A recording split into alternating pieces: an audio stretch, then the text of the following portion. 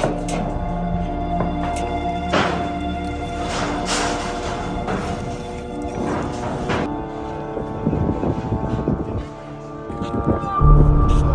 سمحتوا يا جماعه خليكم برا.